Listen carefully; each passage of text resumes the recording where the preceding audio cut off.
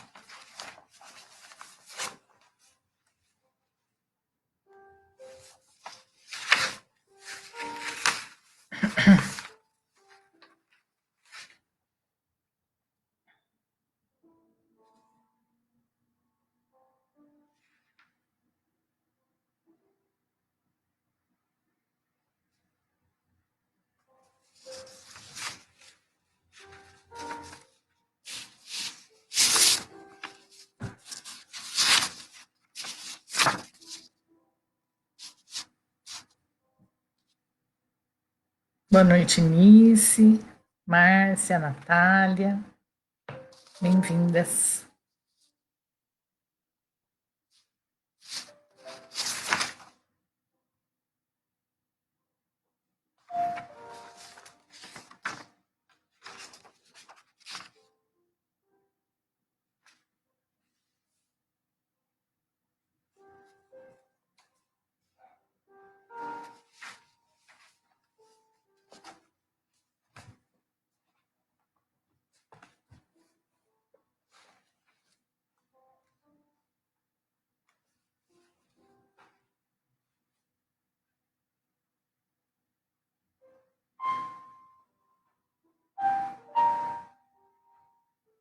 Vamos aguardar só mais alguns minutinhos, aproveitando para sintonizar com a espiritualidade amiga, com os bons espíritos que cuidam deste trabalho, que já nos antecederam, para nos receber.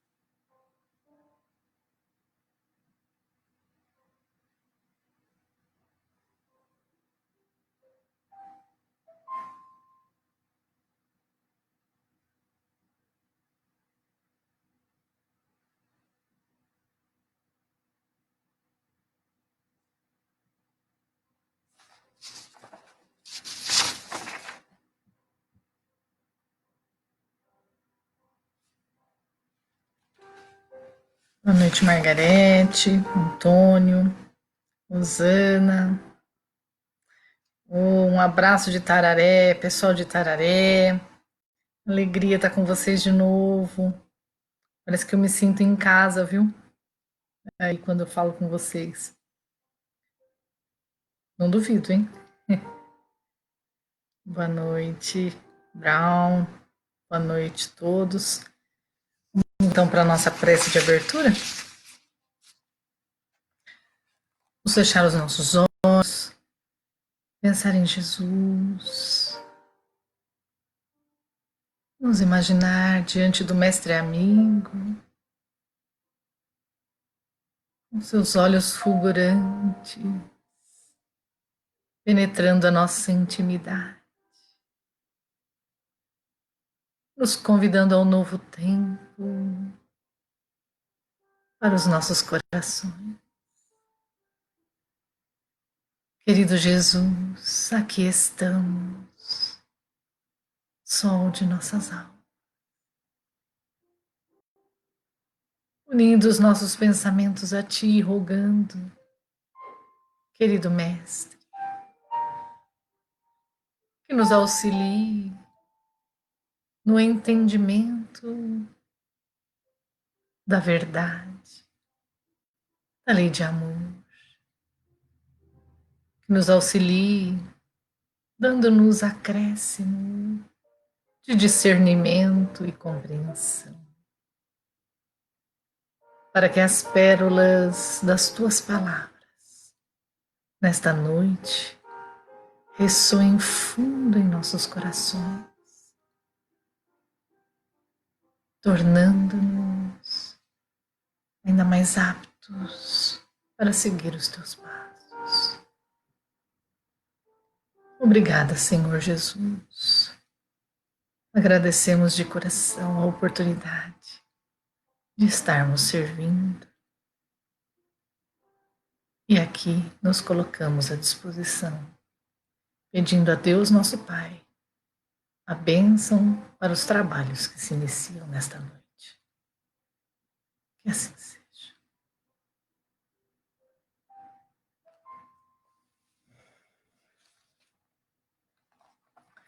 Bem-vindos a todos.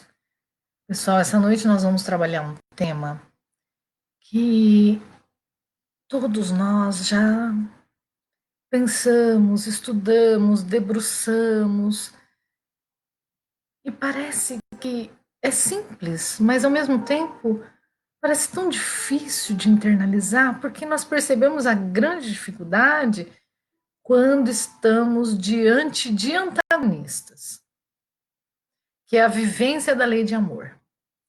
É muito fácil falar de amor quando nós estamos com pessoas que não são de simpatia, que a gente se simpatiza, são da nossa afeição.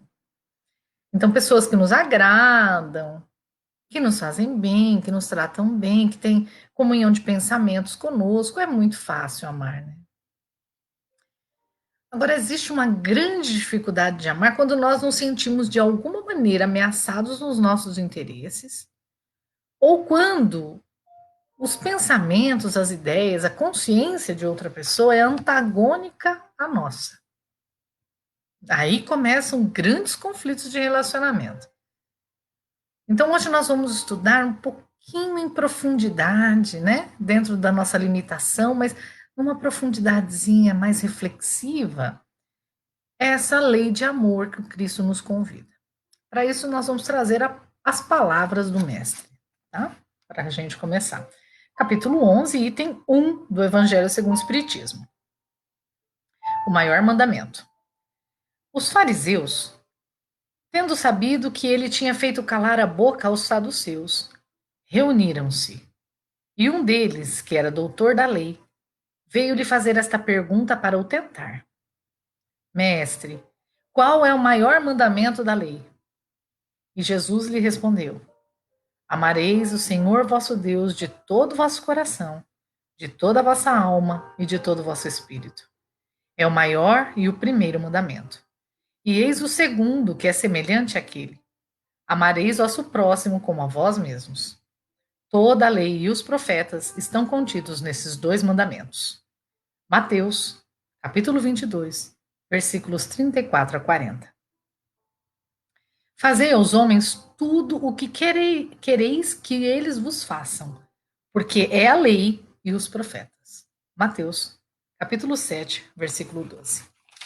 E Kardec vem comentar esse trecho do Evangelho, dizendo assim: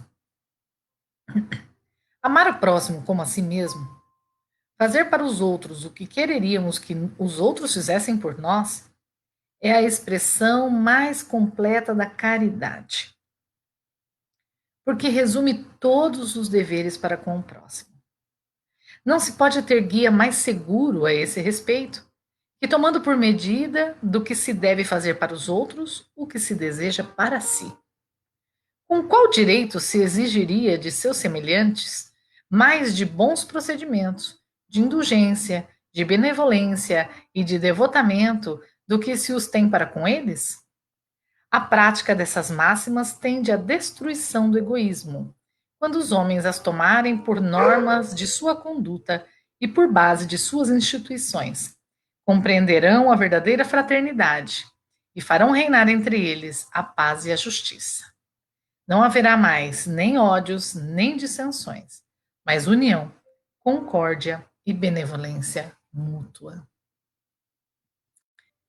Esse trecho de Kardec fala da verdadeira fraternidade. Kardec reflete conosco a respeito desta obrigação para com o outro, de transportarmos da esfera do nosso interesse pessoal para a esfera do interesse coletivo as nossas condutas, me fez refletir um pouquinho nessa jornada que nós temos feito como humanidade. Vamos pensar um pouco, pessoal. Até um tempo atrás, antes de Moisés, as nossas relações com o outro eram sempre estabelecidas no máximo império do eu. Então, um critério que a gente utilizava para se relacionar com os outros era mais ou menos assim: se você me prejudicou, eu vou te prejudicar em dobro. Esse era o nosso critério, né? Então, eu vou me relacionar com você e se você me prejudicar, não é nem se você me fizer um bem, é se você me prejudicar, eu vou te prejudicar em dobro. E nós vivemos assim por muito tempo. Depois caminhamos um pouquinho mais como humanidade e vem Moisés, trazendo a lei de Talião, trazendo olho por olho, dente por dente, como uma medida capaz de nos auxiliar a encontrar mínima equidade nas relações. Isso porque Moisés vinha preparar o campo, preparar o terreno para a chegada de Jesus, porque o convite de Jesus, como diz Emmanuel no livro A Caminho da Luz, que com a chegada de Jesus, nós, como humanidade, já estávamos no tempo da maturidade espiritual, então o convite é para espíritos maduros. Né? O convite de Jesus era um convite que exigia mais. Então Moisés vem tentar equalizar. Então ele diz assim: nem mais, nem menos. Se é um olho, é um olho. Não é um olho, dois olhos, um olho por dois olhos, por uma orelha, por seu bode, sua esposa, a escravidão dos seus filhos. Porque as nossas medidas eram essas: eu serei mais cruel do que você. Então, essa medida da lei de Talião era uma medida que colocava em igualdade nas agressões um limite. Estabelecia através deste limite a igualdade nas agressões. Mas continuávamos ainda nesse império do eu também. Então, me feriu, eu vou devolver. Né? Então, se você me prejudicou, eu vou te prejudicar na medida que você me prejudicou. Então vem Jesus. Vem Jesus trazendo um novo formato, onde o critério não era mais o critério de relação social, me prejudicou, eu te prejudico, mas um critério de relação social, se você me prejudicou, eu te perdoo. Se você me deu o mal, eu te darei o bem que eu desejaria que você me desse. Porque de mim não partirá o mal. Eu desejo o bem. Esse era o convite de Jesus. Por isso exigia uma humanidade madura, né? Uma humanidade já com um preparo mínimo de equilíbrio na balança. E nós recebemos então esse convite do Cristo. De sairmos desta esfera de olharmos só para nós, só para o nosso interesse pessoal, só para aquilo que nos apetece, para ir observar um pouco o que é que o outro precisa. E a medida do que o outro precisa, estabelecida aqui por Jesus, é exatamente a medida daquilo que eu gostaria para mim. É uma medida tão simples, mas muitas vezes nós não conseguimos seguir essa medida tão simples. É que ainda circulando no interesse pessoal, nós entramos em duas grandes ilusões. A primeira ilusão grande que nós entramos no interesse pessoal é de acreditarmos que nós teríamos, de alguma forma, uma liberdade absoluta. Isso é impossível. O próprio Espírito da Verdade nos diz que é impossível. A ideia de liberdade absoluta, ela não existe. Isso está lá na questão 825 do Livro dos Espíritos. E por que ela não existe? Porque todos necessitam uns dos outros. E as nossas liberdades encontram limite na liberdade do outro. A outra grande ilusão é de superioridade, de que nós somos superiores. E que com isso a gente pode impor ao outro a nossa consciência, a nossa forma de pensar. E é uma forma de pensar sempre muito partidária, né? Ela é muito pessoal, sempre atendendo um interesse muito pessoal, que nem sempre coaduna ou permite conviver em paz com o interesse de outras pessoas, de uma coletividade onde nós estamos inseridos. O Espírito da Verdade chega a nos dizer que só é possível imaginar uma liberdade absoluta se a gente estivesse vivendo sozinho numa ilha, se fosse um eremita. E nós não estamos assim, nós somos sociais. Nascemos para viver em sociedade. Então, esse convite do Cristo de amar, de dar o bem, é um convite transformador. Transformador. Porque ele transforma, ele muda as relações. Ele muda a ansiedade de se defender do mal para o compromisso fraternal de todos se unirem para o bem. Uma distinção que eu acho importante a gente fazer e refletir é que amar não significa ter afinidade. Porque nós podemos amar uma pessoa desejando todo bem, estando sempre à disposição de fazer tudo quanto é necessário para auxiliá-la em tudo quanto for possível, mesmo não guardando afinidade com ela. Jesus amou a humanidade inteira, porque nós não podemos conceber que Jesus não tenha amado alguém, não é mesmo? Ele amou a humanidade inteira. Ele amou todos os apóstolos e amou Pôncio Pilatos. Amou os fariseus, amou Judas. Mas será que ele tinha com Pôncio Pilatos a mesma afinidade que ele tinha com Pedro? Com Pedro, que ele comia na casa, que ele gozava de confiança, que partilhava seus momentos mais íntimos, seus segredos, seus medos. Será que Jesus tinha com Pôncio Pilatos a mesma relação que com Pedro? A mesma afinidade? Muitas vezes nós confundimos a forma de expressar amor como existência de amor. Muitas vezes a gente expressa, por exemplo, carinho, expressa afeto e damos para isso o nome de amor. Mas o amor ele é complexo, ele é um sentimento composto. Lázaro nos traz no Evangelho segundo o Espiritismo que ele é o requinte dos sentimentos. Ele traz que, a princípio, o espírito é só instintos. Mais avançado e corrompido, sensações. Instruído e purificado, sentimentos. Quando ele chega ao requinte desses sentimentos, ele é amor. Ele expressa, ele reflete esse amor divino que há em todas as coisas.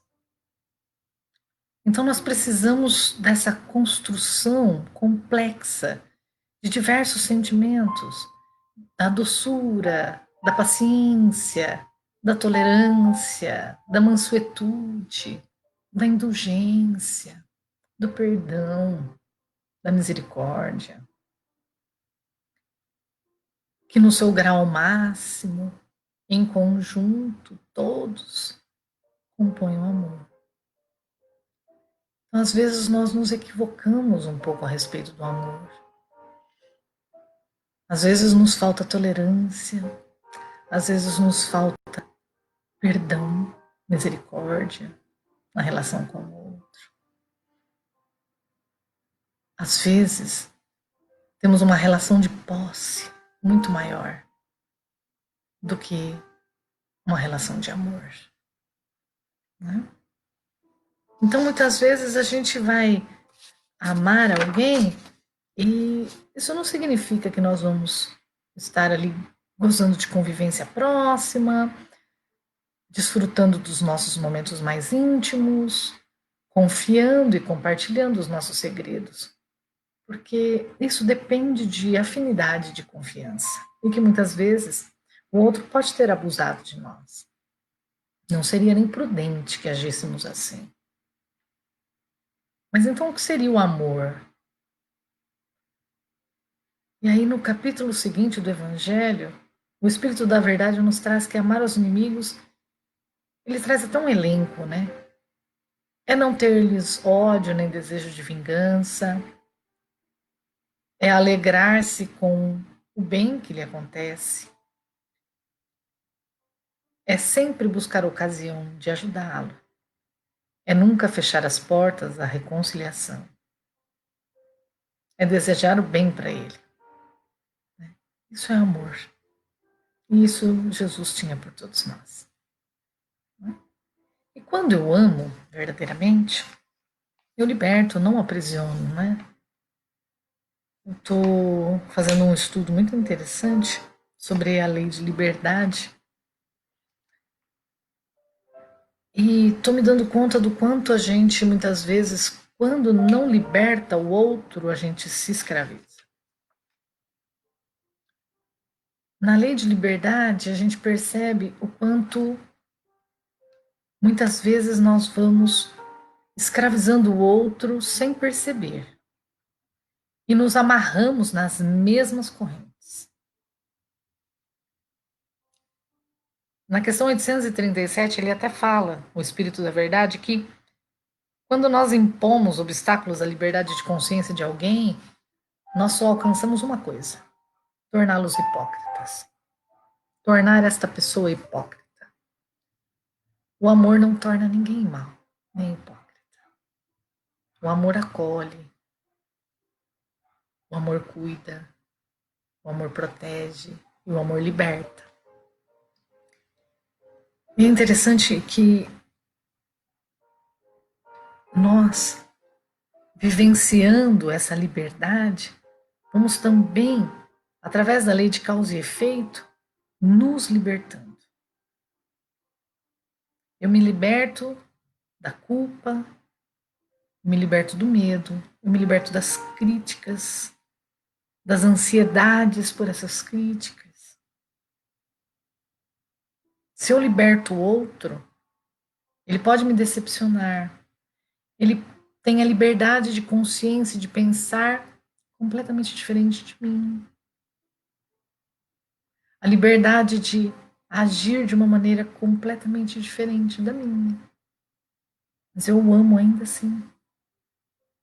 E estarei com ele ainda assim. E nesse processo de experimentar a liberdade que eu dou para o outro, eu vou edificando em mim a humildade, porque me reconheço também como um espírito em caminho, um espírito não finalizado, um espírito que comete equívocos, e que pode reordenar aquilo que desarrumou com seus equívocos. Então a vida fica mais fácil, mais leve. Emmanuel traz uma colocação muito interessante no livro Pensamento e Vida, Lá no finalzinho do livro, quando ele nos diz assim que Deus, ele nos dá a eternidade para a gente se reconciliar com o bem. E muitas vezes, dando o nome de amor, nós queremos suprimir do outro o direito de liberdade de consciência dele neste momento. E queremos muitas vezes impor uma mudança de comportamento. São muitas crises que vão acontecendo nos relacionamentos, que vão adoecendo e que vão colocando a gente na contramão daquilo que é a nossa essência. Porque nós somos amor. Nós somos amor. Nós somos criaturas divinas. Somos herdeiros de Deus. Deus retrata, reflete o amor em tudo que há na natureza.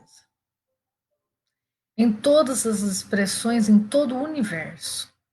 Não ia ser diferente nas criaturas. Por isso que no Evangelho o Espírito da Verdade traz que até o espírito mais vil guarda, muitas vezes, expressões de puríssimo amor, de dedicação a uma pessoa ou coisa. Porque há aqueles que dedicam pérolas de amor a objetos materiais, a animais, e não são capazes de dividir este amor uns com os outros. E aí fica uma reflexão para a gente hoje, né? Interessante, né? Como estão as minhas expectativas comigo mesmo? Ando me cobrando demais? Exigindo demais? Ando sofrendo de ansiedade? Tecendo críticas fortes para as minhas ações? Tendo medo diante dos meus erros? Sem saber como recomeçar, como corrigir? Muitas vezes até como pedir perdão? Uma reflexão importante para fazermos, para que a gente consiga mergulhar na intimidade de nós mesmos e perceber na essência aquilo que trazemos, as sombras que precisam ser iluminadas. Porque nós precisamos compreender que o convite de Jesus neste processo de transformação não é arrancar sentimentos difíceis, porque isso não dá para fazer. O que nós fazemos é trazer luz para onde há sombra. Isso é o que nós fazemos. Por isso o convite da caridade, o convite do bem, de renovação de pensamentos, de vigiar os pensamentos. Jesus amou muito, amou a todos e libertou a todos. Ele não escravizou ninguém nas suas convicções, nas diretrizes do Evangelho. Inclusive, ele diz a Bartolomeu, no livro Boa Nova, que o Evangelho não exige, ele liberta, ele transforma. O Evangelho transforma, não exige, não aprisiona ninguém. Jesus amou intensamente. Amou Pôncio Pilatos, amou Judas, amou a todos que pediram a sua condenação, amou os fariseus,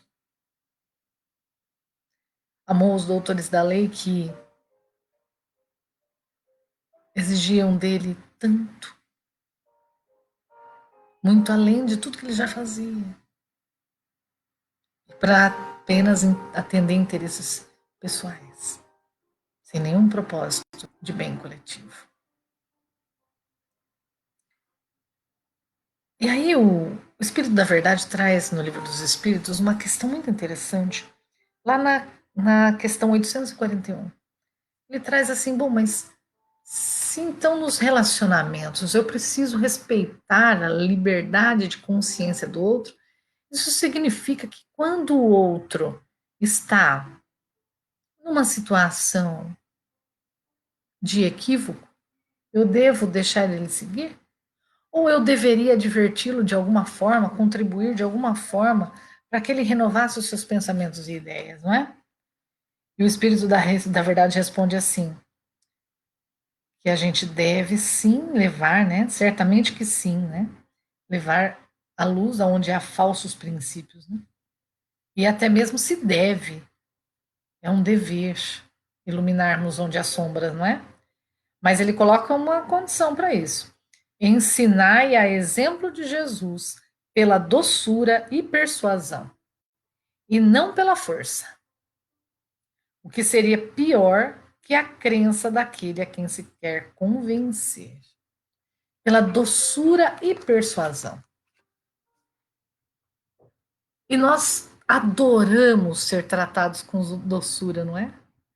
Nós adoramos ser tratados com persuasão.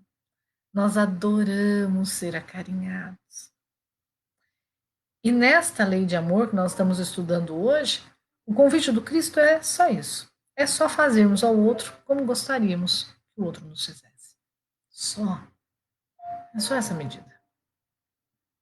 Tem um exemplo muito legal dessa correção com amor e persuasão. É o exemplo da Cidália, madrasta do Chico.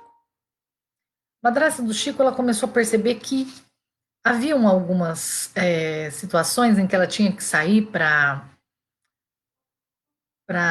cumprir obrigações fora de casa, levar lenha, levar as crianças na escola. E aí ela percebeu que quando ela deixava a casa fechada, sumiam alfaces, verduras que ela plantava para vender, para auxiliar no estudo das crianças, inclusive.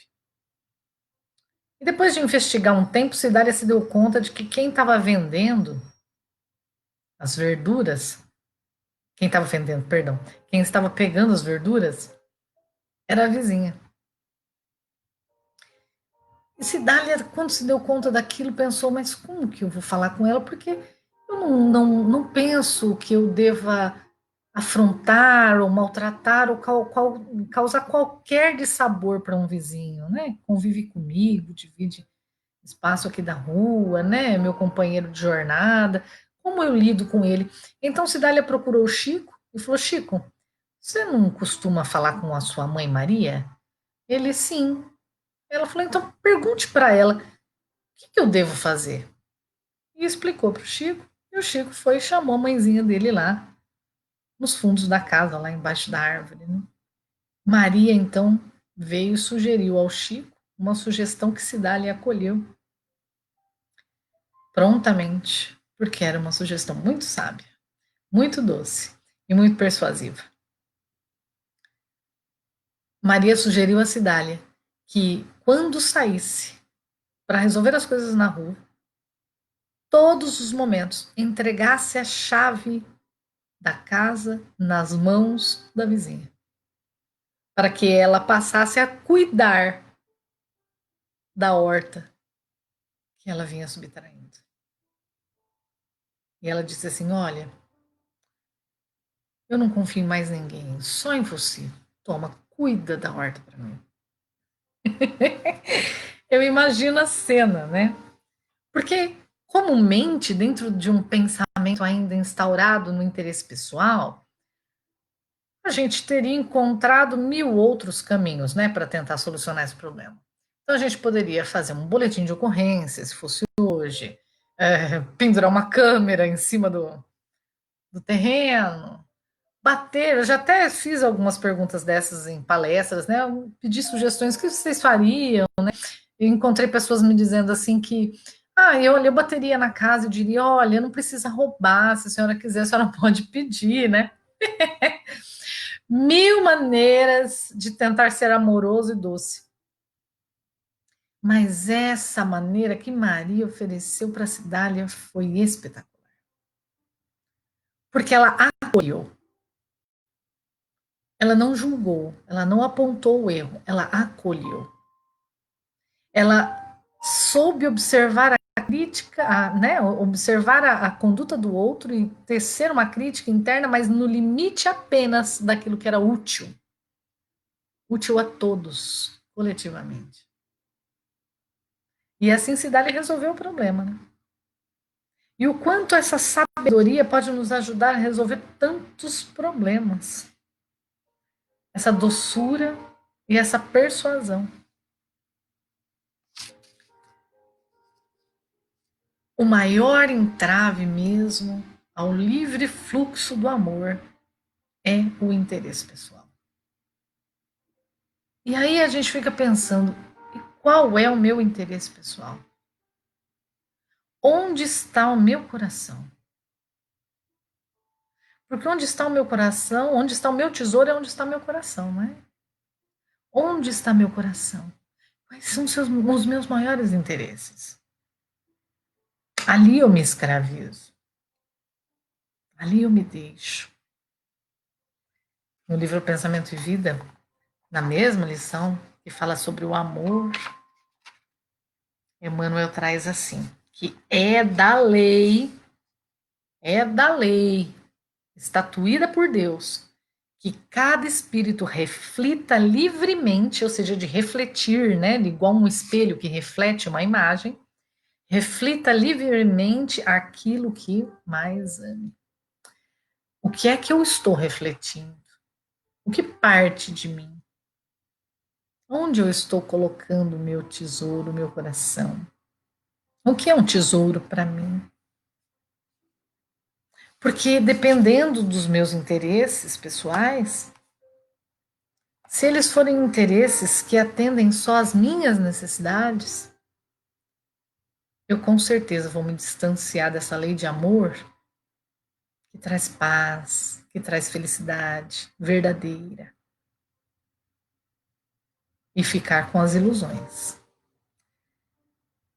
É interessante que Fenelon, no Evangelho segundo o Espiritismo, no item 9, Fenelon faz uns comentários muito interessantes. Ele traz assim que, resistindo contra a tendência natural de sua alma, que procura ao seu redor a afeição e a simpatia, eles rebaixam a lei de amor ao estado de instinto. E resistindo a essa tendência natural da alma, né? Nós fazemos isso.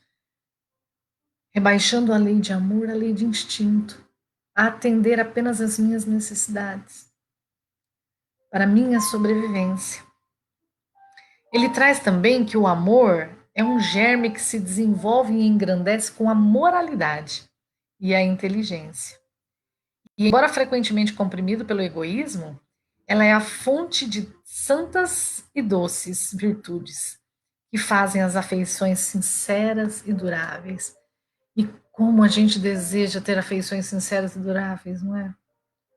Como é gostoso conhecer alguém que nos traz aquela sensação de estarmos em casa, estarmos em braços amigos, estarmos livres e leves, porque podemos confiar. Como nós desejamos isso. Mas muitas vezes a gente resiste a essa tendência natural de amor e começamos a comprimir esse sentimento pelo egoísmo, pelo interesse pessoal. Reduzindo esse amor, essa centelha divina, ao estado de instinto, de satisfação das necessidades primárias, da segurança, conservação, reprodução, né?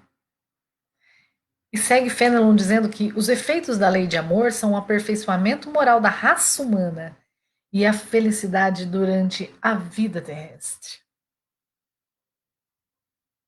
Muitas vezes a gente acha que, atendendo às nossas necessidades, nós estamos alcançando a felicidade. E quanto mais corremos atrás desse tesouro, onde nós depositamos o nosso coração, desse tesouro material, de ter razão, de alcançar apenas a proteção pessoal, a satisfação do orgulho, da vaidade, do mando,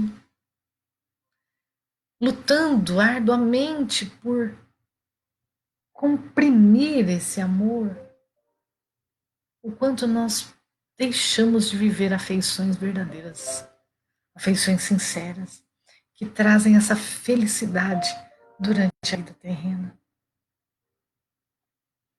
E aí, ao final, Fenelon fala assim: amai-vos e vereis bem cedo a terra transformada e se tornar num Elísio, onde as almas dos justos virão gozar o repouso. Porque nós gastamos energia para nos protegermos, enquanto o amor nos traz energia e vigor. Enquanto estamos comprimindo o amor nesse processo de interesse pessoal e de egoísmo, nos cansamos, andamos contra a maré. Não permitimos o livre fluxo dessa centelha divina dentro de nós a germinar. E quando nós falamos que o amor é composto de pequenos sentimentos que vão se edificando até a sua estrutura máxima, pensemos também que esses sentimentos, vamos compará-los com florzinhas, né, plantinhas.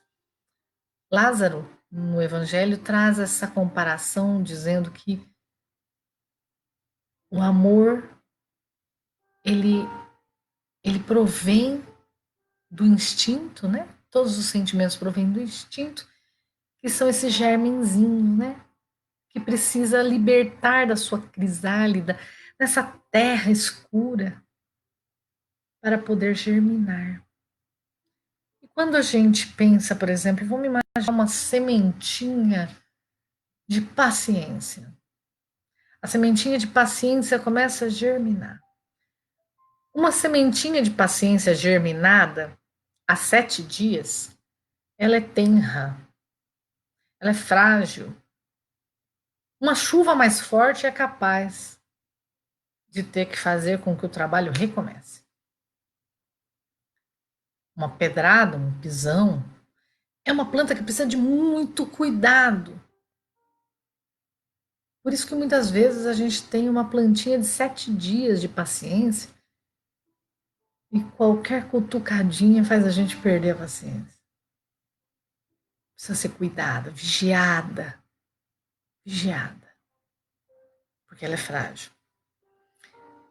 Um estágio a mais, essa plantinha conseguiu passar 7 dias, ela já está com 30. Opa, já é outra plantinha.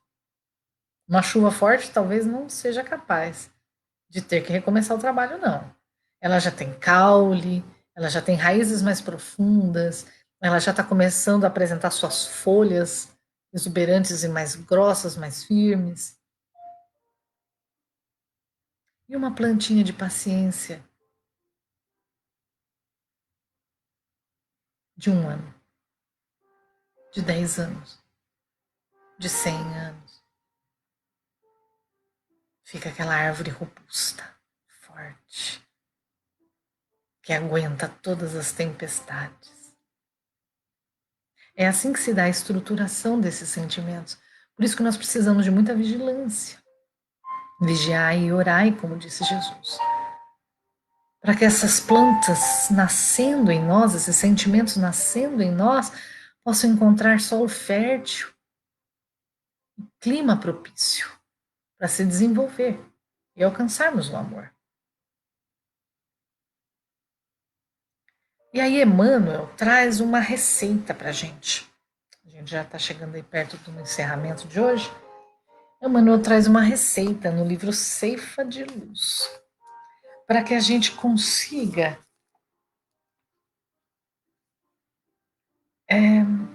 ir alimentando essa plantinha, essa sementinha do amor em nós e tornando ela robusta. Ele traz uma receitinha muito simples. É uma receitinha que se chama Fraternidade Operante. Ele traz assim: auxiliemo-nos reciprocamente, acendendo luz que nos dissipe sombras. Padronizemos o sentimento em ponto alto. Pensemos com a força abençoada do otimismo. Falemos para o bem e realizemos o melhor ao nosso alcance no terreno da ação. Recordemos o ensinamento do apóstolo aqui ele se refere a Paulo, que a lição se chama No Exame Recíproco e traz uma mensagem de Paulo. Recordemos o ensinamento do apóstolo, considerando-nos uns aos outros, não em sentido negativo, e sim com a fraternidade operante, para que tenhamos o necessário estímulo à prática do amor puro, superando as nossas próprias fraquezas em caminho para a vida maior. Para conseguirmos sair deste interesse pessoal e alçarmos voo do amor, indo em direção ao outro, fazendo ao outro o que gostaríamos que ele nos fizesse, doando de nós o máximo. Ou seja, permitir que este amor vibre em nós, que ele encontre livre fluxo, para impedirmos que ele seja comprimido pelo egoísmo e pelo interesse pessoal. Emmanuel traz essa fórmula da fraternidade operante. Ela é composta de três elementos muito simples. Pensamento tem que ser otimista. A palavra tem que ser sempre no bem. E a ação tem que ser o nosso melhor.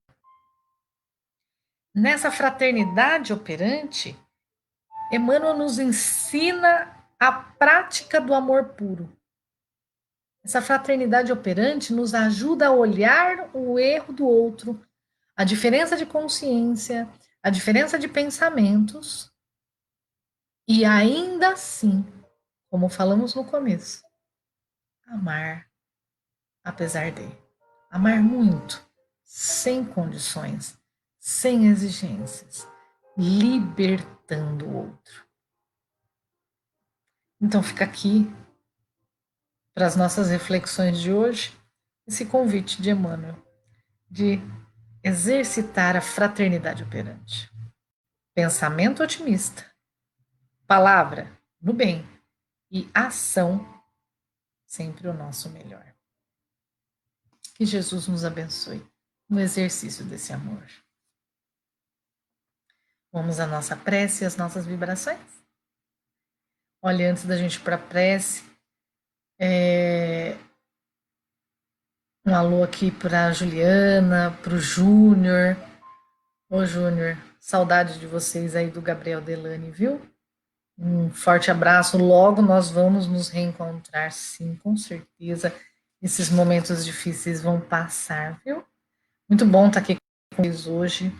Feliz de ver que estamos juntos, né?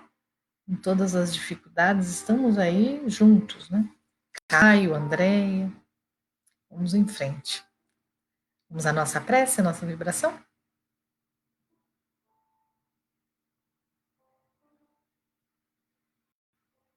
Querido Mestre Jesus, neste momento, Senhor, onde exercitamos através do intelecto os primeiros passos na compreensão dos sentimentos e do amor. Rogamos a Ti, querido irmão, segure em nossas mãos, para que os nossos passos vacilantes possam encontrar no Teu apoio o caminho seguro de crescimento. Hoje, querido Jesus, nós que aqui estamos, experimentando na terra certa tranquilidade, podemos servir. E neste momento em que não precisamos servir, mas podemos e devemos servir, pedimos a Ti, Jesus, que leve em toda parte do mundo onde houver sofrimento, alívio e esperança. Não o alívio só das dores, mas o alívio do medo e da ansiedade que oprimem o coração. Leva a Jesus um novo influxo de fé, que acalme a tormenta interna de todos que sofrem na terra. Leva, querido Jesus, aos hospitais, às ruas, aos presídios, a esperança.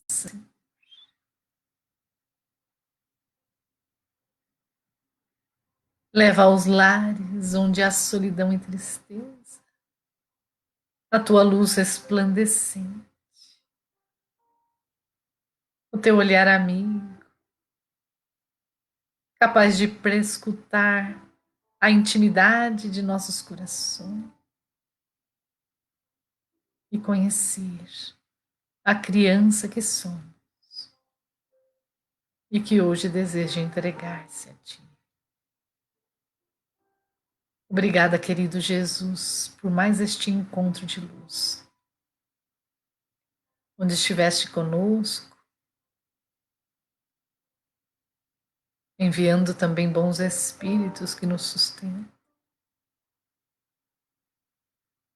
para essas reflexões e para receber os eflúvios do alto que se derramam sobre nós. Pedimos, querido Jesus, que permaneça conosco, nos auxiliando neste processo de sentirmos, de experimentarmos, de percebermos a nossa intimidade e de amar. Amar e sentir o amor,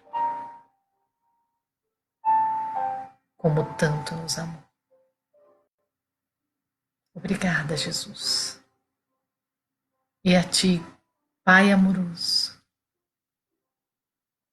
Criador de todas as coisas, pedimos a tua bênção, querido Pai, para encerrar os trabalhos de hoje. Obrigada, meu Pai querido.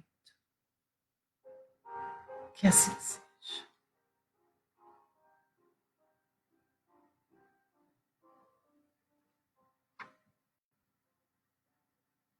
Obrigada, pessoal, por tudo.